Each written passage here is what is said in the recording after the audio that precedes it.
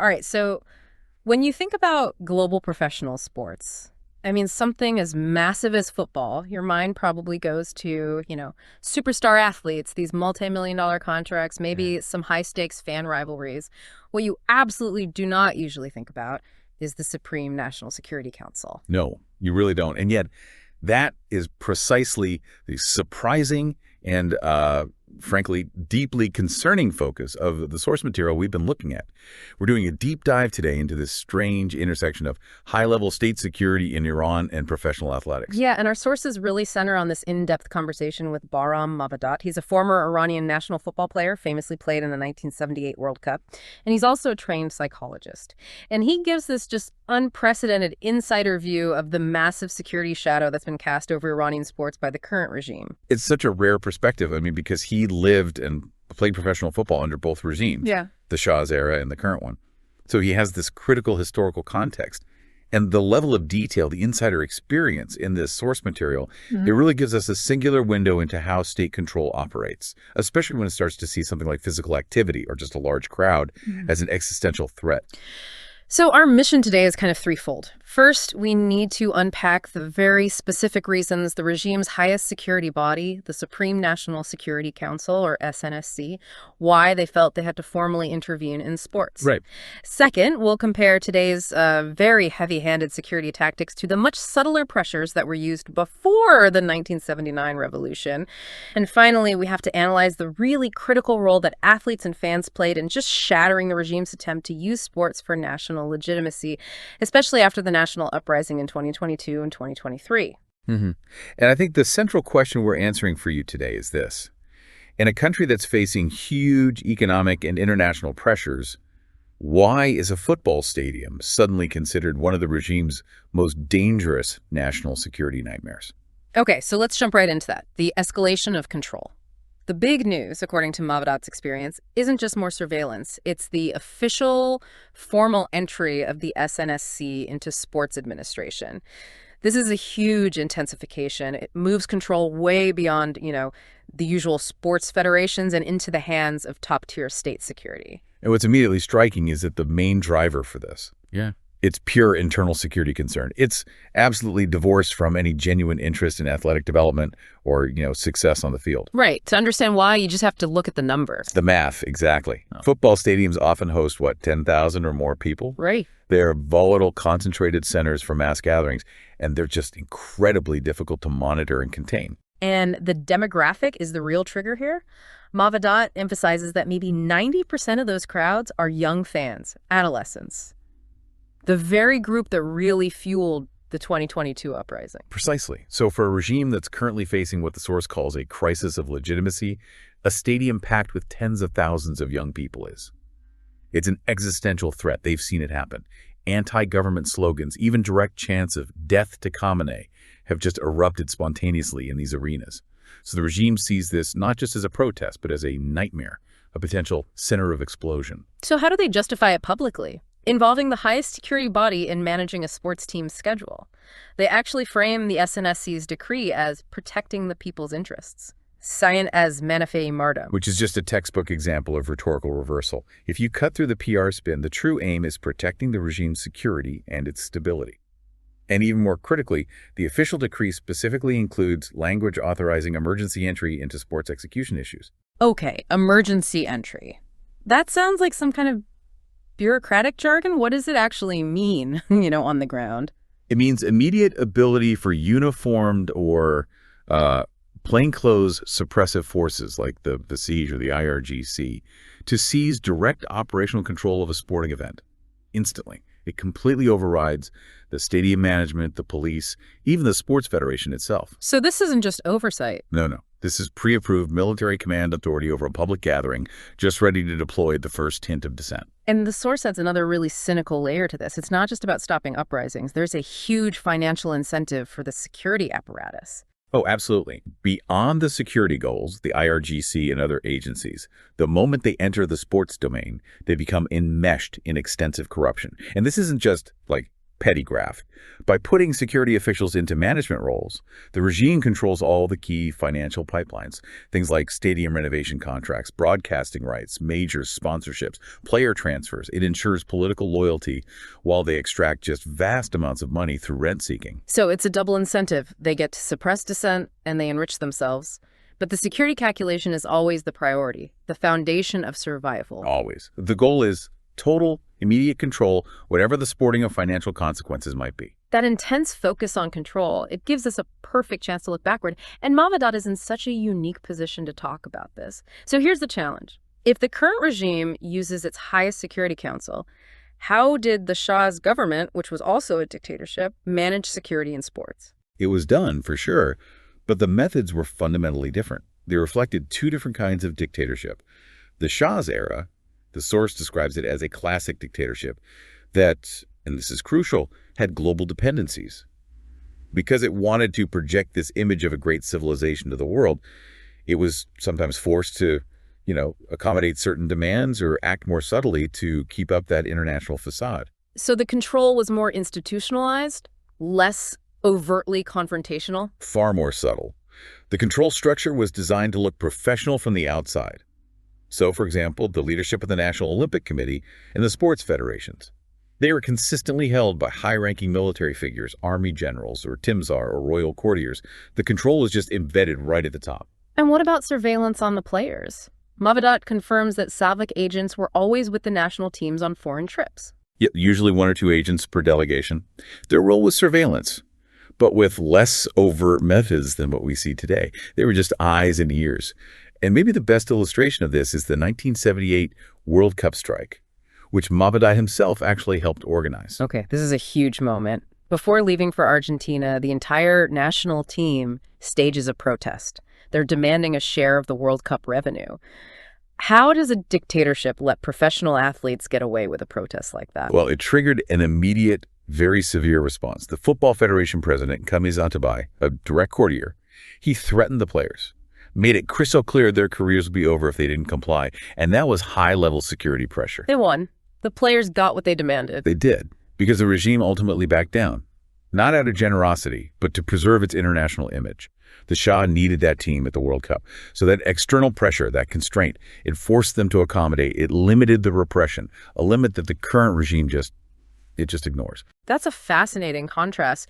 But didn't the Shah's regime also arrest high-profile athletes for political activity? Yes, absolutely. And the source cites the important example of the football legend Parviz Gelishkhani. Yeah. He was arrested for political activity.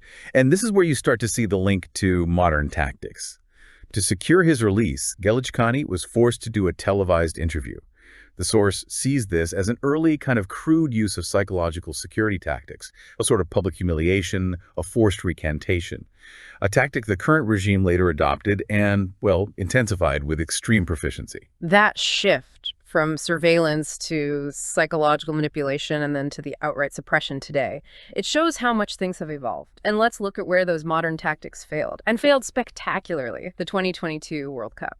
The defining element of that 1401 uprising after Mahsa Amini's killing was the creation of this chasm, this profound deep division between the people and the regime's official institutions and the national football team. It became the starkest symbol of this division. Mavadat bluntly calls it the mullahs team. And the regime clearly poured enormous energy into using that team at the Qatar World Cup to project a sense of national unity, of global legitimacy. It was supposed to be a distraction, a unifying spectacle for everyone. And the whole project just failed. Yeah. I mean, it failed spectacularly on the world stage. The ultimate, undeniable proof of this failure was this unprecedented phenomenon where people back home were celebrating in the streets after the national team lost. Especially when they lost to the USA. Yes, they were cheering defeat because they completely rejected the team as a symbol of the state that was killing and arresting their own people. And that schism only got deeper after the team came back. Many players just compounded the betrayal by immediately meeting with Ibrahim Raisi, taking these photos that the source calls shameful. Oh, that display was devastating. Hand over chest, smiling. And all these rumors were swirling about them getting luxury car permits or other benefits for their loyalty. And this act of complicity was widely seen as a sneer, a nishcan at the people fighting and being killed in the streets. That behavior just solidified this severe, unbridgeable schism in identity between the official sports body and the sports-loving community. But, out of that betrayal, a new identity of resistance seems to be forming, especially among the younger generation of athletes. We're now seeing young, successful medalists dedicating their wins explicitly to their parents or to the people and making sure to avoid any mention of regime figures. And that is a voluntary, deliberate formation of an independent identity. It shows that the security force's primary tool, which is inducing fear to get compliance, is increasingly failing to control this younger generation's sense of self, their allegiance, and their public voice. The fear just isn't working on the same scale anymore. And this resistance is particularly potent and really moving among women. The source talks about the double suppression they face, both because of their gender and their public activity as athletes. Yeah, they live under this state of constant, suffocating surveillance, denial of basic support. They're fighting against mandatory dress codes, travel bans, no funding, harassment from the morality police. And yet, paradoxically, we are seeing an unprecedented number of highly successful young female athletes today pushing boundaries in fields the regime would rather they just abandon entirely. So their success is a pure act of defiance. It's not the result of state investment. Not at all. Yeah. Their success is driven solely by their own iron will, this desire for a healthy, independent identity and, family financial support. They achieve things despite the system. Mavada's point is that the security apparatus has created an environment so hostile that any female success is a political statement in itself, just by existing. And when we talk about stadiums, the source notes that the only reason we even see, limited numbers of women allowed into matches is because of external pressure. Exactly. The regime is afraid of being suspended from international bodies like FIFA, so they're forced to make these small, grudging concessions to keep their seat at the table. And this obsessive focus on security continues to override all sporting logic, even for popular domestic events that could be generating huge revenue. Can you give us a specific example how security literally dictates the venue and the scale of a massive national event? Sure. Take the high-profile derby match between the two major Tehran teams, Esteghlal and Persepolis. Usually draws millions of fans, fills the national stadium. Recently, this crucial revenue-generating match was held in a small 8,000-person stadium instead of the 100,000-seat Azadi Stadium. And the primary overriding reason for that was security. So they sacrificed revenue, tradition, fan experience, all for security control. They did. The official capacity of the Azadi Stadium is a security liability. The SNSC's decision was clear. Prevent the sheer scale of gathering that could potentially lead to an anti-regime explosion or uprising. It's the clearest trade-off imaginable. You sacrifice a massive cultural and financial spectacle just to manage an intolerable political risk. We've talked about pressure, psychological tactics, complicity. But we have to acknowledge the ultimate price that's paid by those who actively defy the regime. The history of violence against athletes is long, and Mavadat reminds us of that, citing the execution of people like the footballer Habib Kabiri back in 1984. And the security apparatus today is continuing this grim pattern. It's symbolized most recently by the plight of the champion boxer Mohammad Javad Vafaei Sani. He is currently in Vakilabad prison in Mashhad, and he's facing execution. Right, he was arrested back in 2020. The charges were destruction, arson, confronting security forces, with the core accusation being his support for opposition groups like the People's Mujahideen of Iran, or MEK. What makes his situation so urgent now is that his death sentence was recently reconfirmed in October 2025, and he's been transferred to solitary confinement, which drastically increases the risk of immediate action. And this case has drawn significant international focus. I think over 20 Iranian and international Olympic medalists have signed an open letter demanding his sentence be revoked. This is resistance in real time. The source material connects his situation directly to the story of Navid Afkari, the executed wrestler. It raises this really provocative question about what an athlete's true duty is in a totalitarian system. Yes. The core argument is that an athlete's value isn't just their physical strength or their medals. Those medals, they belong to the people and the families who supported them, not the dictator, whether it's the Shah or the Sheikh. And therefore, athletes have a duty to avoid being complicit with the regime and instead to align themselves with the people's struggle for freedom. It's a call for them to recognize that their status is a gift from the community, and they have to use that visibility to serve the community. And that means not only enduring the pressure, but using their high public credibility to engage in Afshagari. The critical act of public exposure, of denunciation of the regime's actions. The only way to counter the security atmosphere is to expose its mechanisms and stand with the resistance. So if we zoom back out, this deep dive reveals a central, high-stakes political finding. The regime uses the absolute authority of the SNSC, these suppressive forces, to induce widespread fear, hoping to isolate athletes and enforce their silence.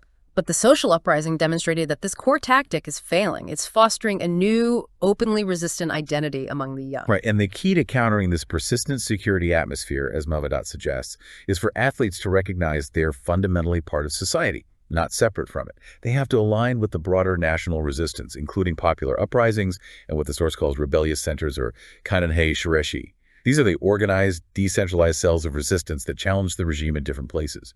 And their public visibility gives them a unique power to perform their duty to their community by amplifying that resistance.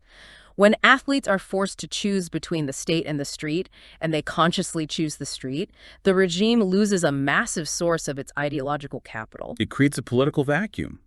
The state can replace a general or a minister, but it cannot easily replace a beloved sports icon who has willingly become a symbol of opposition. So what does this all mean for the future of control?